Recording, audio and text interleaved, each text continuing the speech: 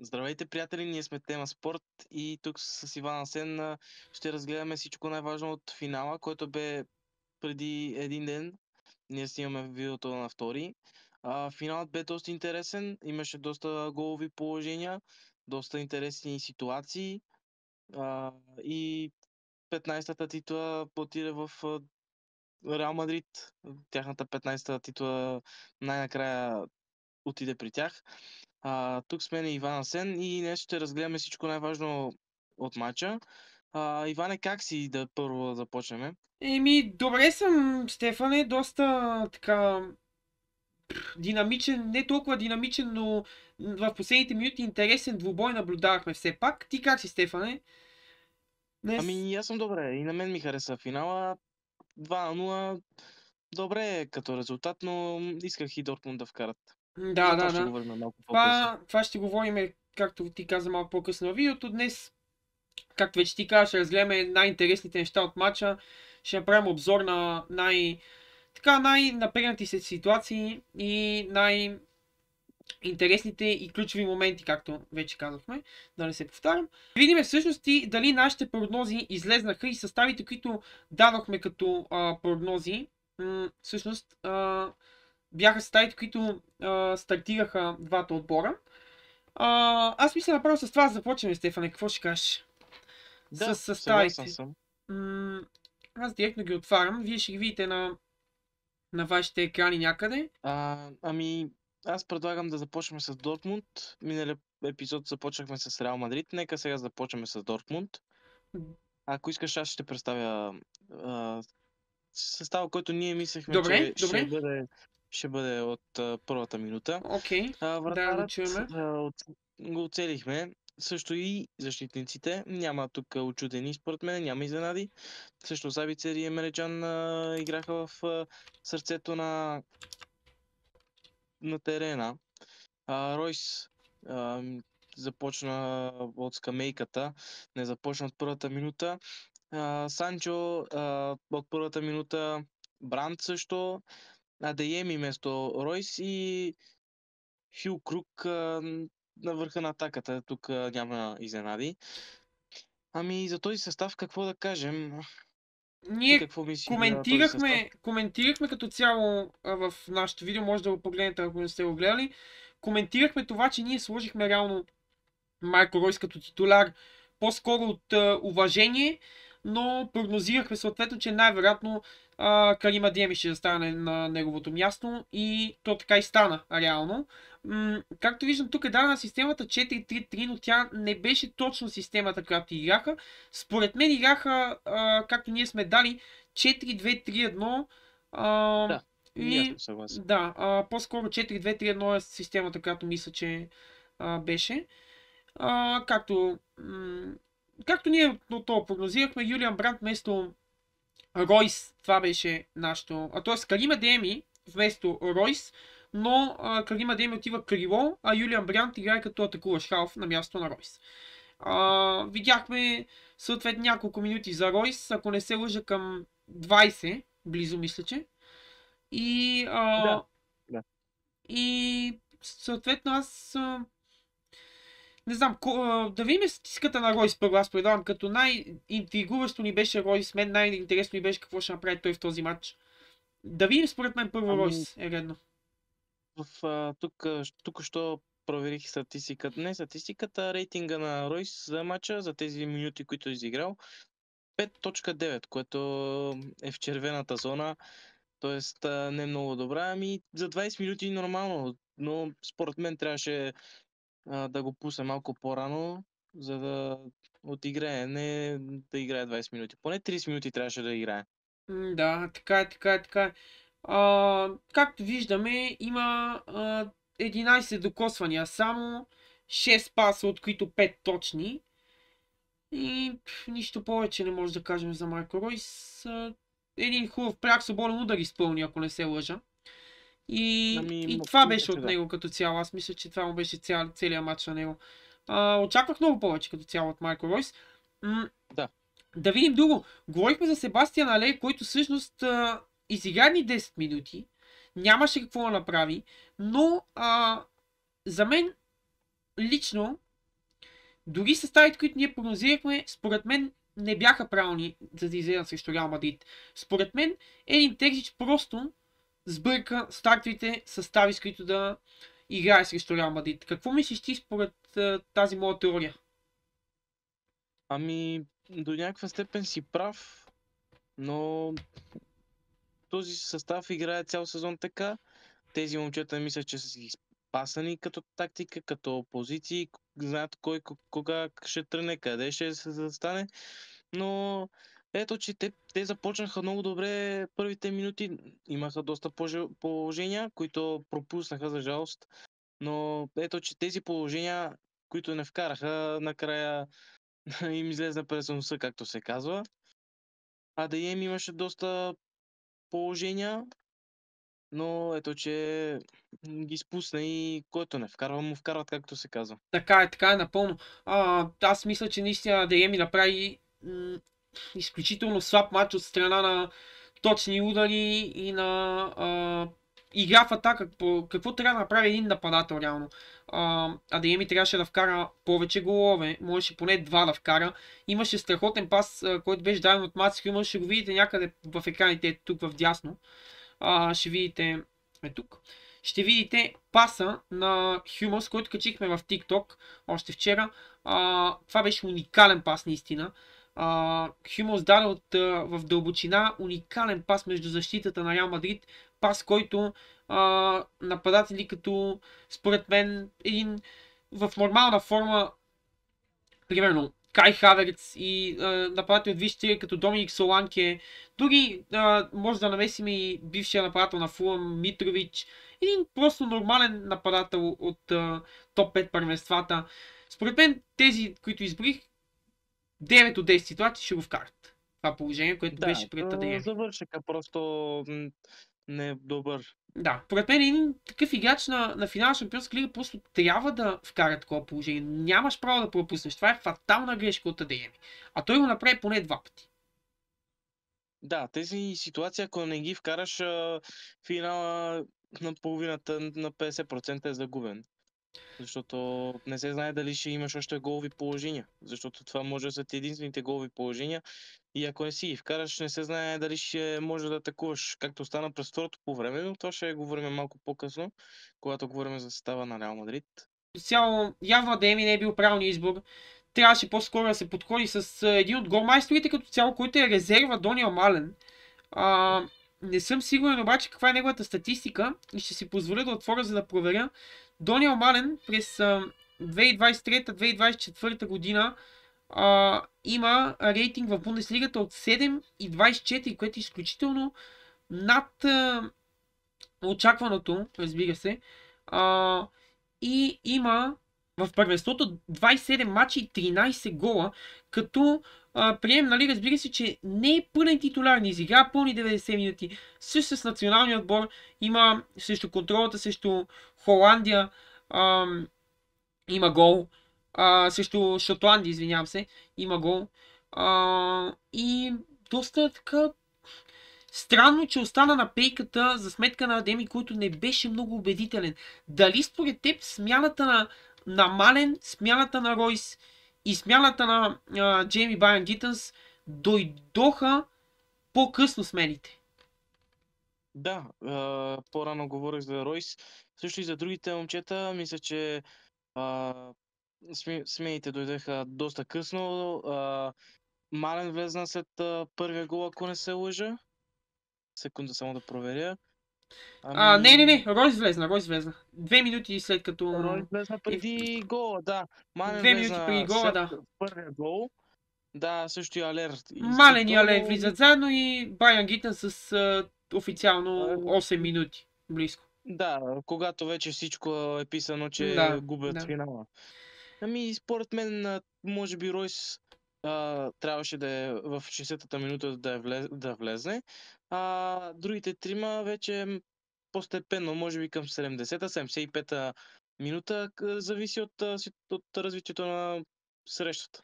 Така е. Аз мисля, че когато видя първия пропуск на Адеми, който беше около 30 минута, ако не се лъжа, с уникалния пас на Мац Хюмъс, разбира се, който вие видяхте на вашите екрани преди малко, просто тогава трябваше да вземат директни мейки, защото видяхме Крос, което ще коментираме с малко. Крос просто пропусна, т.е. Реал Мадрид пропуснаха няколко от центриранията на Крос и Крос ги даваше абсолютно едно и също центриране няколко пъти и накрая то стана гол.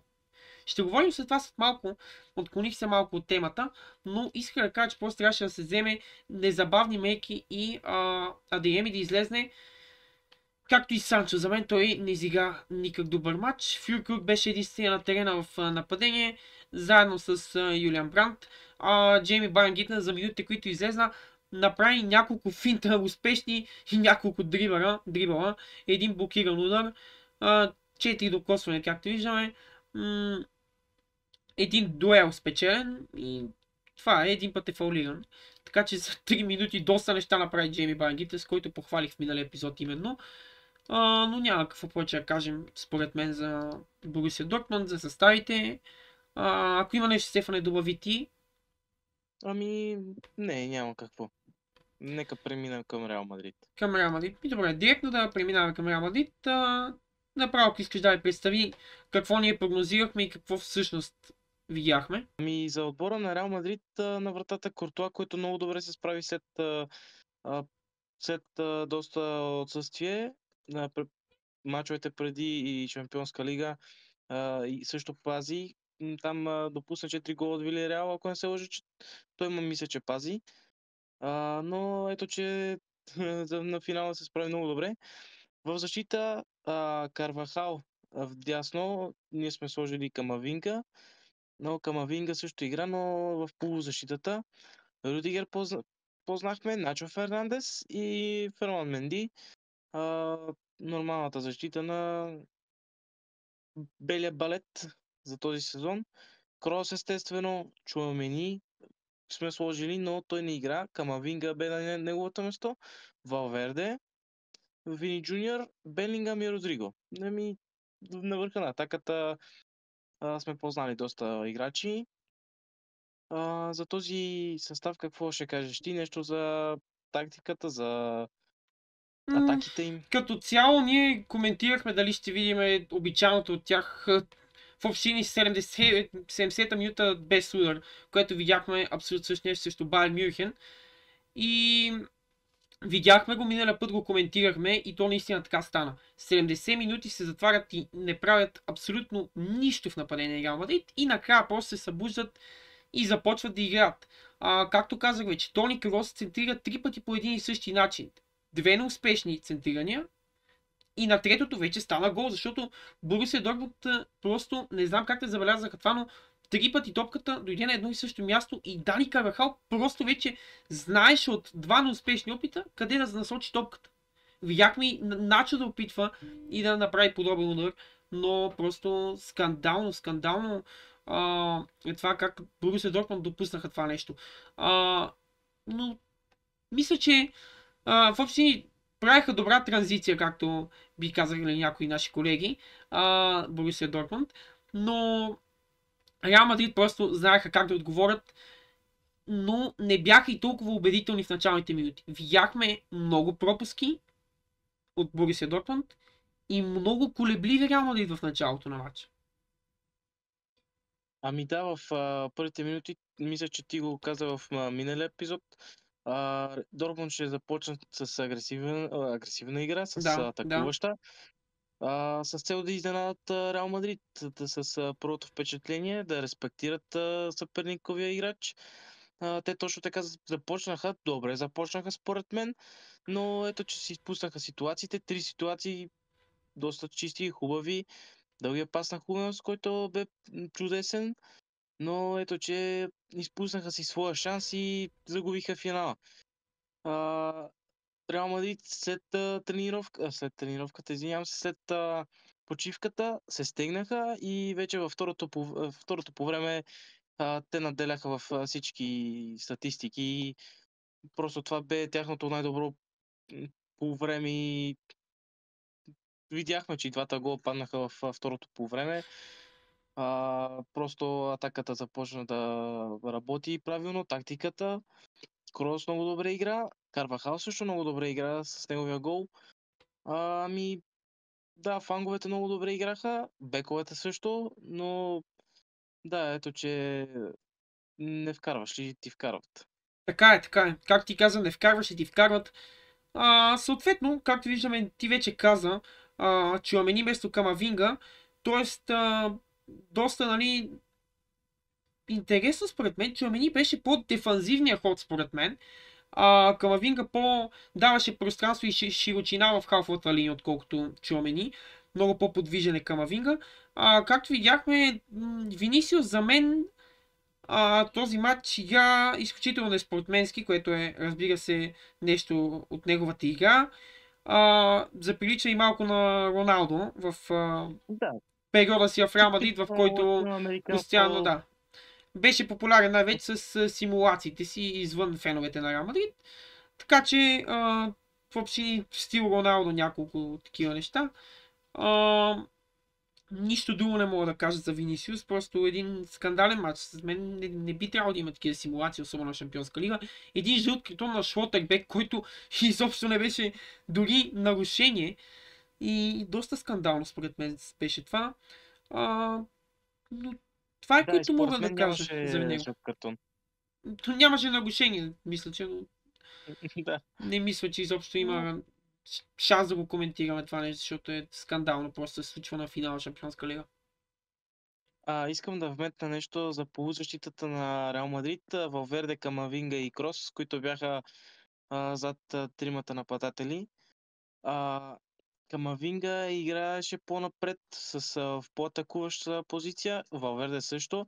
А, ние сложихме Чуамени, който Чуамени също играе в дефанзивна, седи повече при защитата, помага, докато Камавинга и Валверде са по-напред, а Крос помагаше на защитата и той беше сърцето на машината, както се казва.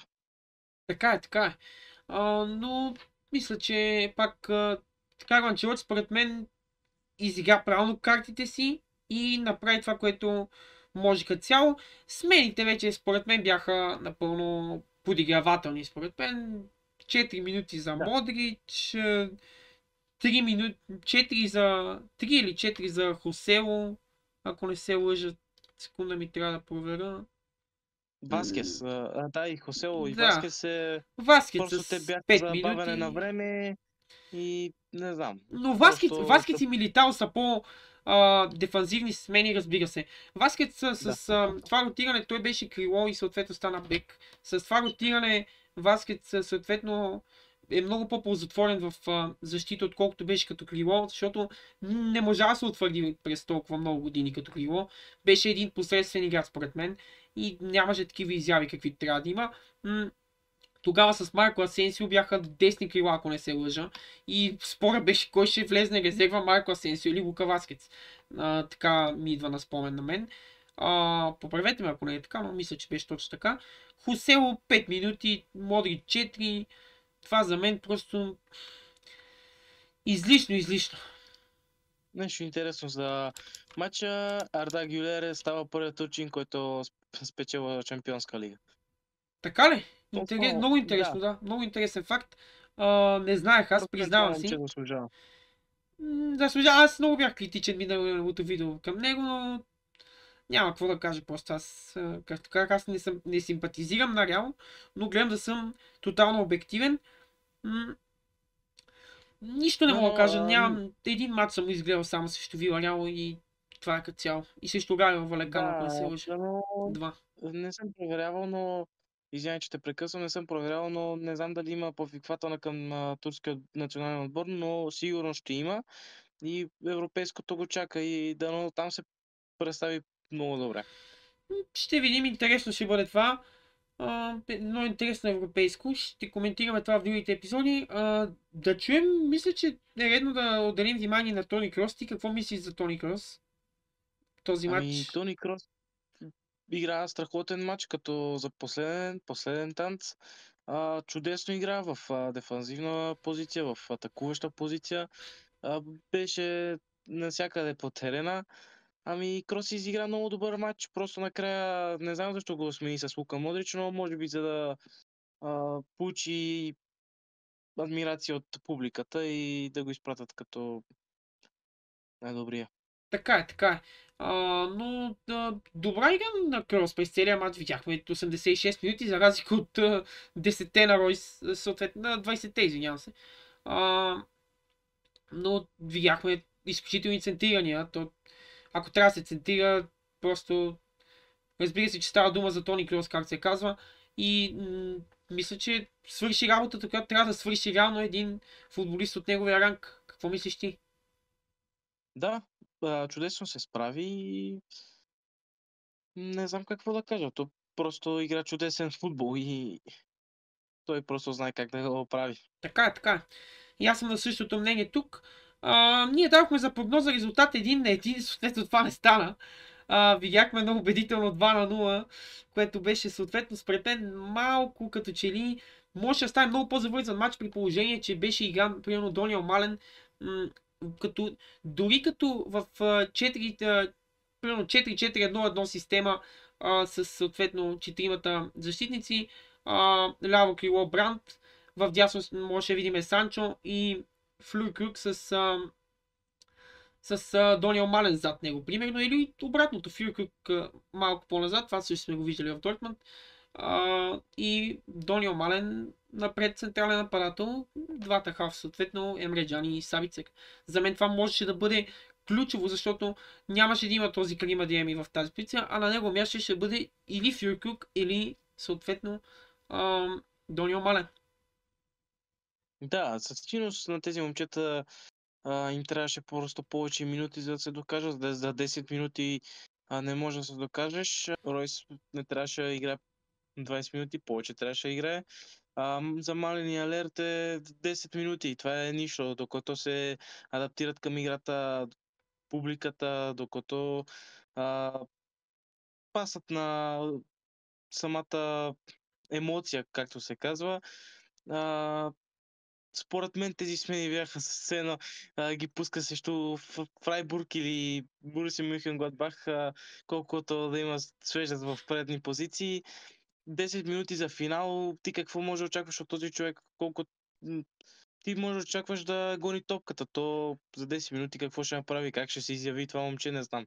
Но така си е решил треньора, няма да го съиме, така си изиграл картите. Така е. Напълно според мен е грешни ходове от един текст и това бяха смени за бавене на време повече, отколкото смени за изравняване на резултат. Камо ли срещу Реал Мадрид, нали? 10 минути, нито може да се адаптираш към атмосферата, нито към играта. Абсолютни грешки в общини тактически от един текст. Това ми прилича на смяната на Ди Мария на световното първенство с Марко Сакуня в 60-та минута, което тотално развали цялостната игра на аржентините. Щяха загубят финала, съответно бяха на път, но нека не се отклонявам от темата. Мисля, че това беше просто скандално от селекционера на жълтите, на жълтчерните. Мисля, че тези смените, както ти каза, трябваше да дойдат 60-та минута, максимум 70-та.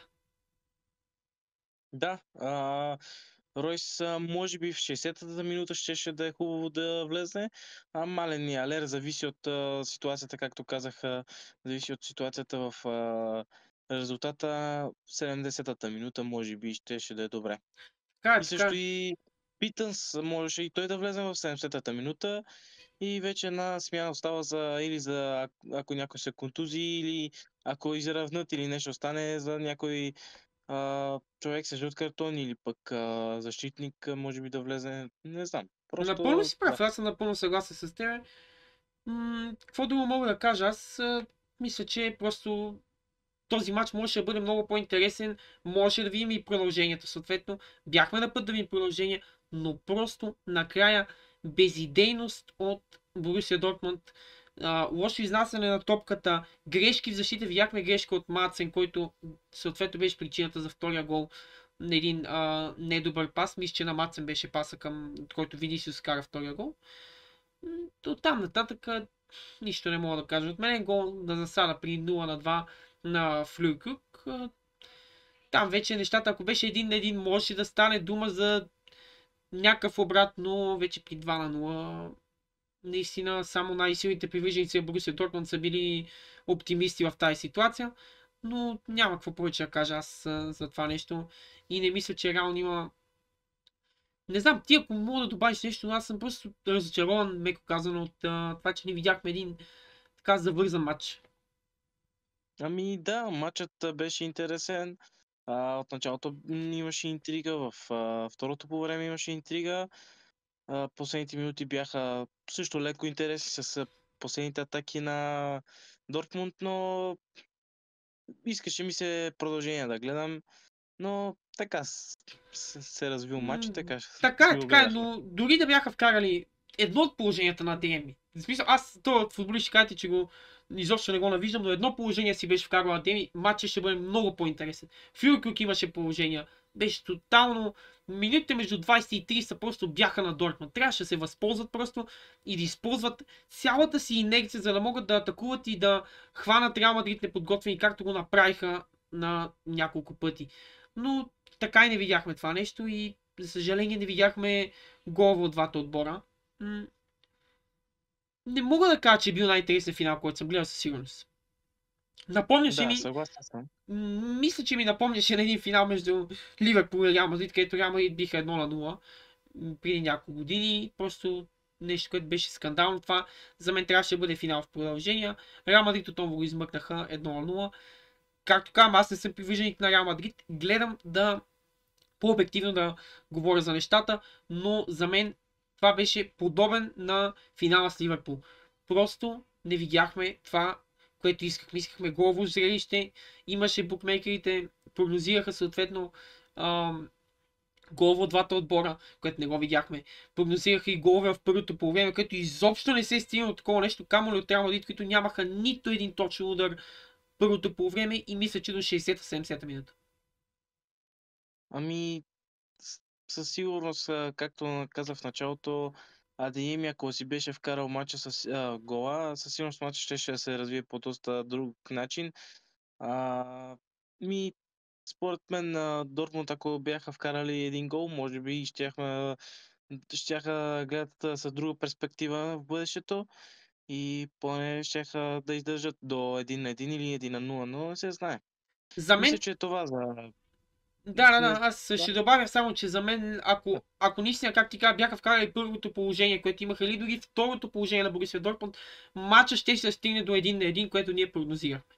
Просто трябва да вкарат да, чистото голово положение, което имаха едно от няколко чисто голови положения и щяхме да стигнем до 1-1 и нямаше да има такава грешка от Мацен, със сигурност, защото тогава щяха да се барикадират според мен, щяха да се пуснат с мен като Фюлкюк да излезне, предполагам, или Бранд, както видяхме, но нямаше да влезат съответно Алери и Мален.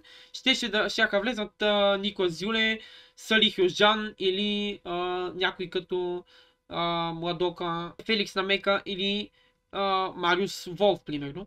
Но просто не мисля, че това беше добър ход от Борусия Дортмунд. Не може да говорим тук за късмет, защото те имаха тотално чисти положения. Не мисля, че има какво да се говори като цяло за късмет. При 1-0, ако не се беше стигнало до грешката на Мацен и евентуално ако гола на Фюлкюк не беше в засада, тогава ще стане за интегруещ и ще най-вероятно да излезе 1-1 и продължения. Но много акота стават. Ако, но не го видяхме. Какво да кажем повече? Ти имаш нещо да добавиш, Стефане. Аз мисля, че се изчерпах направо. Преговорихме нещата главните. Ако имаш нещо да добавиш... Не, няма какво да добавя и аз се изчерпах. Едно изключително нещо важно. 43 на 57% владение на топката за Реал Мадрид. Обаче, гледайте, очаквани голове 2-0-8 за Борусия Дортмунд и само 1-13 за Реал Мадрид. Съответно 3 големи възможности и една за Реал Мадрид. 13 на 13 ударите. 4 на 3 спасявания съответно за Грегор Кобел, който не направи никакво лош мач според мен. Корнерите общо 17 в двубоя. Повече пасове за Реал Мадрид, съответно логично заради владението и И това е, което мога да кажа. 4 картона в матча допуснати.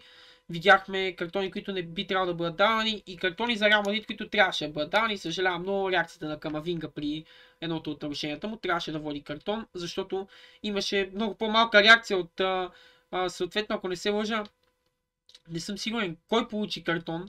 Сега ще ви кажа. Секунда ми трябва само да бъде. Да, Винисиус, но имаше някой. Да, влизането срещу вратара. Да, но Сабицер, да. Сабицер Съм. получи картон на дясното криво, защото се нещо развика на сценичен съдия, ако не се лъжи, имаше картон. И не мисля, че това беше спортсменско от съдията. Но това нямаше да промени развоя на матча, не ме разберете погрешно, просто тук говорим за принципи, развоя е такъв. Футбол си игра на голове, не на очаквани голове, така че това от мен като цяло за края на матча. Стефан е пак казва, ако има нещо добави, видяхме статистика, видяхме отбори, видяхме очакван резултат и съответно видяхме моето разочарование, не знам за теб. Ами, и според мен разочарование. Исках Дортмунд да спечелят трофея, но ето, че по-добре надделя. През всичко най-важно минахме. Не мисля, че изпуснахме нещо. Ако сме изпуснали нещо, напишете долу в коментарите. Нещо друго за матча не се сещам. Всичко най-важно казахме и това мисля, че е за сега. Явно е това. Разгледахме най-важните неща според мен и достатъчно неща, които могат да ви направят един хубав обзор, за да може да гледате едно интересно видео. Ако това видео ви е харесало, абонирайте си и харесайте. Както знаете, напишете нещо в коментар. И да, оставете по едно мнение в коментарите също. Това беше от това видео. Очаквайте скоро видеа за европейското, видеа за Олимпиадата и съответно видеа за Ролан Гарос. Може би след четвъртфинала да разгледаме четвъртфиналисти, полуфиналисти и финалисти с нашите анализи и прогнози. Аз бях Иван Асен, с мен беше Стефан. Ние бяхме Тема Спорт. И чао, до нови срещи! Чао!